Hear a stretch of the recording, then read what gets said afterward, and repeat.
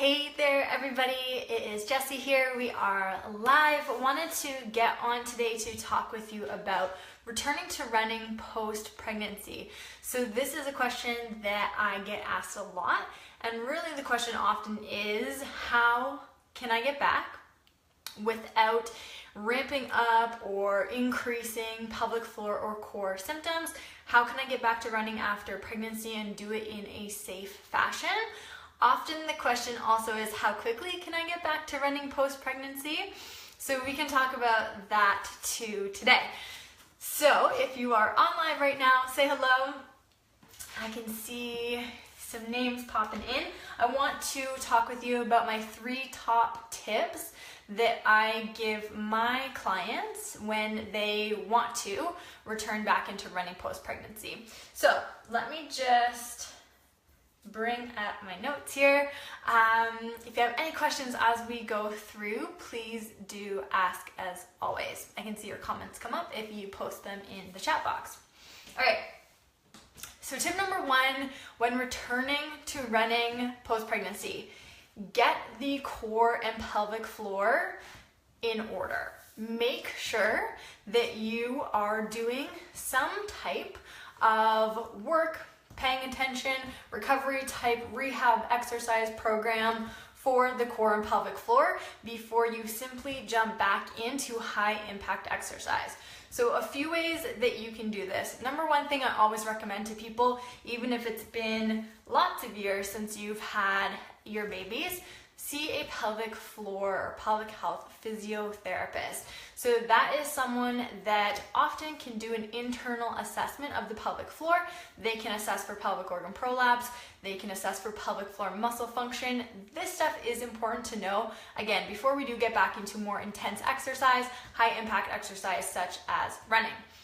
If that's not an option to you, it is okay. You will be able to run again safely and symptom-free. The other thing that we do with my 2 pregnancy and beyond mamas is we get them into a core recovery protocol. So it's called Core Plus Floor Restore is what we use. 2 different versions, one if you've had a vaginal birth, one if you've had a C-section. And this is a mini structured exercise plan that we pay attention to breathing, alignment, some strength training exercises that are low-level exercises. We're just trying to reintegrate movement, breath, alignment back into the body with some of these basic exercises. So we want to ensure before we go back to that high impact exercise that the core and pelvic floor are functioning well. Diastasis recti is well healed. We have good tension through the linea alba. We can generate tension and strength through the abdominals and the core well. We are not experiencing incontinence. We're not experiencing tons of uncomfortable tension in the pelvic floor. We don't have this chronic back pain that is really irritating us, interfering with our life. Really, we want the body to feel good, strong, put together, and like we have a solid foundation that we can start to run from. So that is tip number 1. Get a solid foundation of strength, function back into the core and pelvic floor. All right, tip number 2, so key. This is the step I find if often number 1 doesn't get touched on, but even if it does, people tend to jump past this step number 2, which is build body strength. I feel like we often see this at this time of the year too, when the weather is getting nicer. People want to get outside and get back to running, especially on hard pavement. They don't build up a base of body strength and they just get back to running, and then all these injuries start popping up. So we need to, or I like to recommend a strength training program at least 6-8 weeks before we get back into running. Often this works really well with early postpartum because this is a great place to start. Strength training can just be so modifiable for an early postpartum body. Exercise of that nature can feel really good on a postpartum body. It can often feel better than high impact exercise on an earlier postpartum body. So get into a consistent strength training routine. I recommend twice a week. This does not have to look like an hour of strength training. Cannot even remember the last time I did an hour of strength training. Unless you consider parenting the toddler, then yeah. But otherwise, it does not need to be a structured workout that looks like you're in the gym lifting weights for an hour. This can look like 15 minutes of strength training here, 20 minutes of strength training there. Maybe this happens twice a week. That is going to be enough, truly.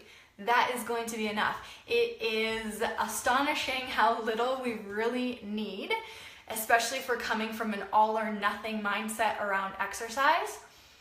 We don't need that much, really truly, to see progress and to feel really good and confident in our body and to get to a place where high impact exercise is going to feel good on the whole body and also the core and pelvic floor. So strength training, tip number 2, strength training twice a week for at least 6 to 8 weeks before you are getting back into running, especially if you are early postpartum, or if you have just had a long hiatus from exercise and want to get back into running. Let's get the consistent strength training down first before we put that high impact exercise back in. Last tip, tip number 3, when returning to running post-pregnancy, start with interval training. A lot of the running programs that we tend to see are going to put you in this system of run 2 minutes, walk 1, run 3 minutes, walk 1, run, and something along those lines where you're doing that interval style. I don't love that interval style when you are returning to running. I like a faster, quicker pace, short time. I'm talking super short, 10, 15, 20 seconds of running at a quicker pace, and then lots of recovery time in between. So you're going to run for 15 seconds, let's say. You are pushing yourself. So you're going quick. It's not flat out because that is not going to feel good on the body either if you're just getting back into things, but it's not a jog. It's not a jog. It's faster than a jog, but not a full out sprint. So let's say 75-80% of how fast you think you could go if you really pushed it a bit harder. 15 seconds of that. And then let's do a good 45-60 seconds of walking or rest between that. And that rest time might increase as you go through your sets of that 15-second sprint.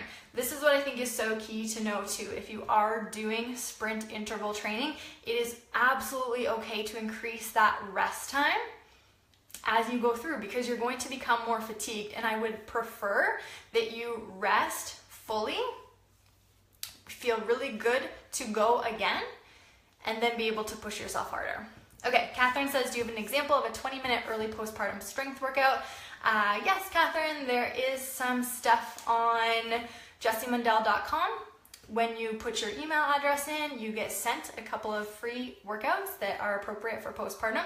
And also my strength training program for prenatal and postnatal moms to pregnancy and beyond is going to give you the full entire plan of how we start strength training postpartum and progress back into running as well. All right, so those are my 3 tips for returning to running post-pregnancy. Core and pelvic floor foundation first before everything. Number 2, strength training programming to get yourself back into a position where you feel like your body is strong, you can generate power and quickness. And then number 3, start with short, fast interval training. Talia, can the strength workouts include supersets with bands? Yeah, absolutely. Yeah. Definitely, and that's what we'll be seeing into pregnancy and beyond too, is superset with resistance bands, with dumbbells. Full body strength training is what I prefer for most moms just because time is often extremely limited with how much time we have to spend exercising. Okay, I think that's it. Did I cover them all again? So absolutely, you can get back into safe, strong, symptom-free running post-pregnancy. It's just not the first step of what I would prefer you to be doing when you get back to exercise postpartum. We got to do those other steps and then get back to the running. Here's the brilliant part about that. If we go that route that seems like it might take a little bit longer, it's a little bit slower, you're gonna get back actually so much faster to strong and symptom-free running than if you were to jump back in. Because I've seen it time and time again that people do jump back in and they just end up in this cycle of injury, rehab, and it just goes on and on and on. So let's just do it this way first and get you back to all that fun stuff you love to do. Okay, quick reminder, friends, that the price to Pregnancy and Beyond, our prenatal and postnatal workout program, is going up 30% tonight at midnight. I will link that for you.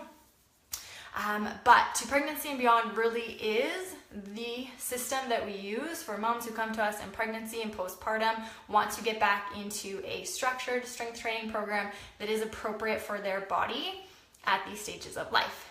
Yes, so let's just go through those three one more time really quick. Number one, core and pelvic floor foundation.